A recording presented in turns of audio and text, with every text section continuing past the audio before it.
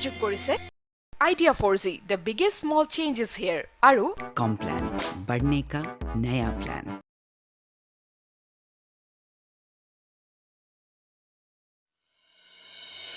চাওক মই সমীৰণৰ এনেকুৱা কিছুমান সিক্ৰেট জানো যিবোৰ যদি মই এতিয়া মাৰ্কেটত পাব্লিছ কৰি দিওঁ এবাৰ কি হ'ব ভাবি চাওকচোন। এটা কাম কৰা তুমি আমাৰ ঘৰলৈকে বলা। নালাগে প্ৰীতি, এইবাৰ মোক নাৰাখিবা। এইবাৰ মোক ঘৰলৈ যাবলৈ দিয়া। কিন্তু মই ঘৰলৈ যোৱাটো বৰ জৰুৰী। পাছত ফোন কৰিলে সকলো ক'ম। এতিয়া আহোঁ। এইটো অৱস্থাৰে মই পাৰিম প্ৰীতি, তুমি চিন্তা নকৰিবা। দিনৰ দিনটো তহঁতৰ ঘৰত আড্ডা মাৰিবলৈ সুবিধা কৰি দিছে।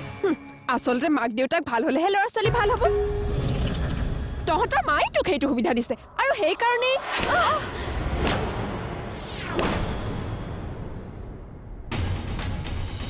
সুকন্যা যেতিয়া তোমাৰ আচল পৰিচয় কথা গম পাব তেতিয়া সম্পত্তিৰ আশাত জানো সুকন্যা তোমাৰ কাষত থাকিব? মোৰ সা সম্পত্তিৰ কথা আপুনি ভাবিব নালাগে। নহয়, ভাবিবৰ হ'ল। মই মোৰ দায়িত্ব পালন কৰিলো যেতিয়া এতিয়া সকলো কথাই পোহৰে আহিব। কিন্তু এইবোৰ কথা তই মোক কিয় কোৱা নাছিলি? কাৰণ মোক সমীৰণে মানা কৰি থৈছিল। তই এবাৰ ভাব সুকন্যা, তোক সমীৰণে কিমান ভাল পাইছিল।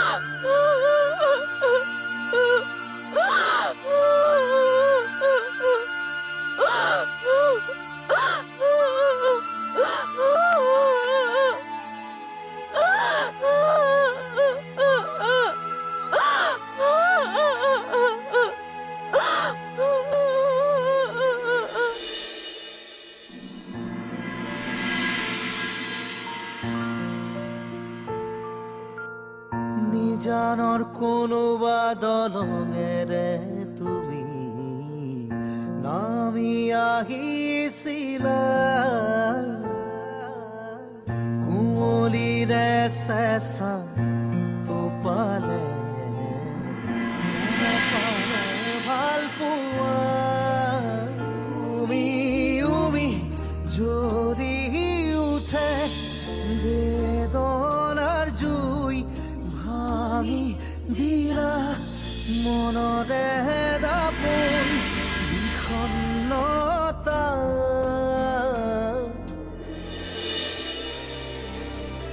প্ৰীতিয়ে ঠিকেই কৈছে।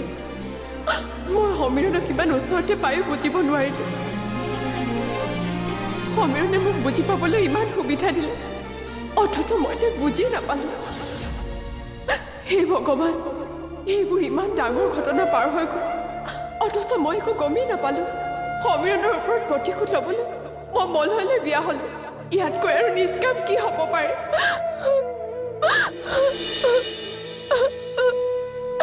সমীৰণৰ নিচিনা ল'ৰা এটাক মই পায়ো হেৰুৱালো। মোৰ ভাল পোৱাক যোনে কাঢ়ি নিছে, মই সকলো সুধিম তেওঁ কিয় কৰিলে মোৰ লগত এনেকুৱা? কিয় কৰিলে?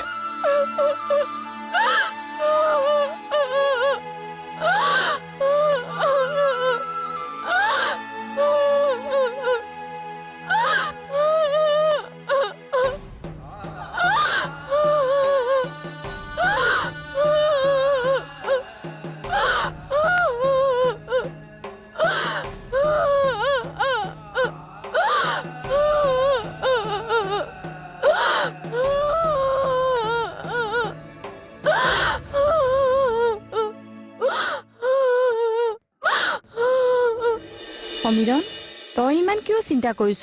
মই আছো, টাৱেৰ আছে। মোৰ চিন্তা হৈছে ভাইটিক লৈ। তাক কথাবোৰ জনোৱাই নহ'ল।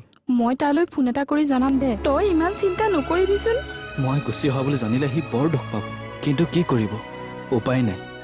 সুকন্যায়ো মোক দেখি দেখি আমনি পাইছে। বহুত চেষ্টা কৰিছিলোঁ মই, কিন্তু মই হাৰি গ'লো। তই কেতিয়াও নাহাৰ। সকলোৱে তোক তেনেকুৱা কৰিলো, মই আৰু টাৱেৰ আছো নহয়। আৰু কলৈকো যাব নালাগে আমাৰ লগত থাকিবি ইয়াত অঁ আন কোনোবাই এলাগী কৰিলেও মই তোক কেতিয়াও তেনেকুৱা নকৰোঁ তই আৰু মই বুঢ়া হ'লে তয়ে আমাক চাব লাগিব আমাক পিণ্ড দিবলৈ জানো কোনোবা এটা সন্তান নালাগিব এইটো আন কোনো নহয় সমীৰণ তয়ে মই অঁ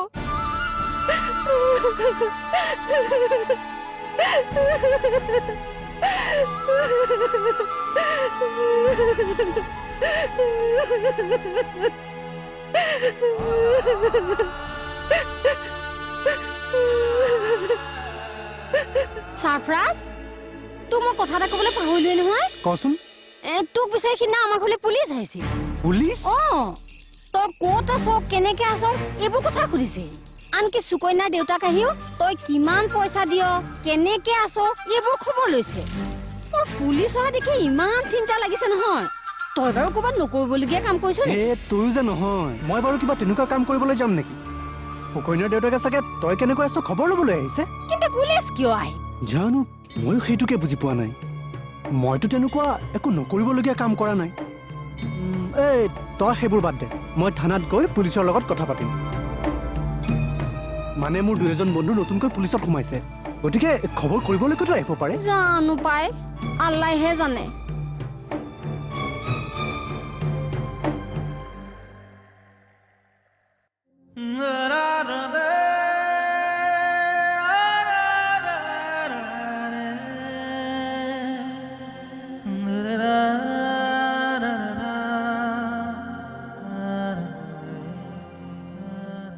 তাৱৈ আপুনি এইবোৰ কি কৰিলে কিয় কৰিলে মানে আপোনালোকে এনেকৈ মাটি সম্পত্তি মোৰ নামত নামজাৰি কৰাৰ কাৰণ কি মই দেখোন তোক কৈছোৱেই সমাজখনৰ কোনো তোৰ লগত নাথাকিলেও আমি তোৰ লগত আছো জানো আন 10 জনতকৈ আপোনালোকে মোক ভাল পায় মৰম কৰে কিন্তু এইবোৰ কৰিলে মই আপোনালোকক শুশ্ৰূষা কৰিম বুলি কিয় ভাবিলে তই নিস্বাৰ্থ বুলি মই জানো আৰু তোক যে সম্পত্তি লিখি দিব নালাগে সেই কথাটো মই ভালদৰে জানো কিন্তু আমি মৰাৰ পিছত তই জানো চাব নালাগিব মই জীৱনত সা সম্পত্তিৰ লোভত একোৱে কৰা নাই তাৱৈ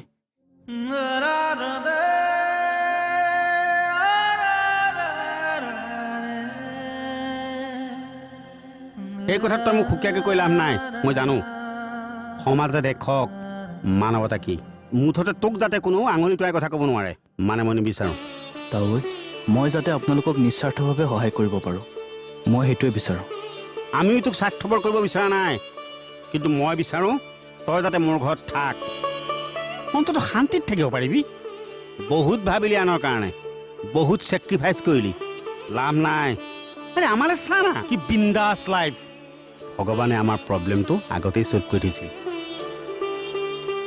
এতিয়া আৰু ভগৱানৰ ওচৰত মোৰ একো কমপ্লেইন নাই তোক পোৱাৰ পাছত আমাক আৰু একো নালাগেও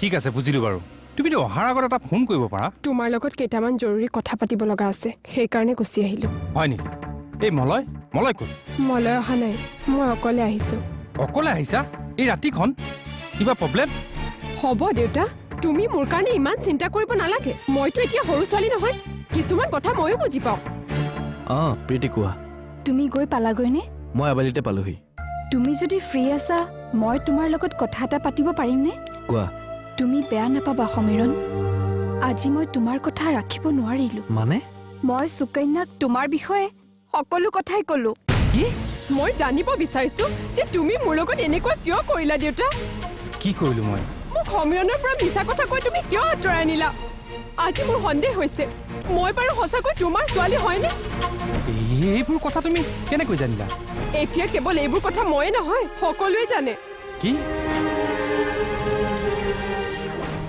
আৰু সেইকাৰণে মই তোমাৰ মুখৰ পৰা শেষবাৰৰ কাৰণে কথাখিনি শুনি যাবলৈ আহিলোঁ ইয়াৰ পাছত আৰু তুমি মোক কেতিয়াও নেদেখা চকু অঁ দেউতা মই সমীৰণৰ লগত যিখিনি কৰিলোঁ এতিয়া মোৰ নিজৰে সহ্য নহয় এতিয়া আত্মহত্যাৰ বাহিৰে মোৰ বেলেগ একো উপায় নাই এনেকুৱা কথা নক'বা চকু নহ'লে মই তোমাৰ এই লেতেৰা মনৰ মানুহটোৰ মুখখন চাই থাকিব নোৱাৰো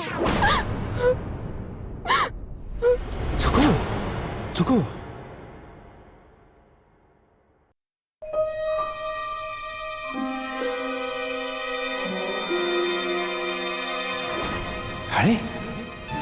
কি ভাবিছোঁ হঠাৎ এইবোৰ কথা মোৰ মনলৈ কিয় আহিল সুকন্যাই কিবা কাৰণত এইবোৰ কথা গম পাই মোৰ ওচৰলৈ অহা নাইতো তোমাক ইমানকৈ কোৱাৰ পাছতো কথাবোৰ সুকন্যাক কিয় ক'লা এতিয়া মোৰ কি হ'ব এবাৰ ভাবি চাইছানে মই আচলতে মনে মনে থাকা আৰু এটা শব্দও নকবা মই তোমাৰ কথা একোৱেই নুশুনো আনৰ জীৱনৰ কথা ইমানকৈ ভাবিব নালাগে আৰু মোৰ কথা ভাবিবলৈ তুমি কোন তোমাৰ লগত আৰু মোৰ কোনো সম্পৰ্ক নাই মোক আৰু ফোন নকৰিবা ৰাখা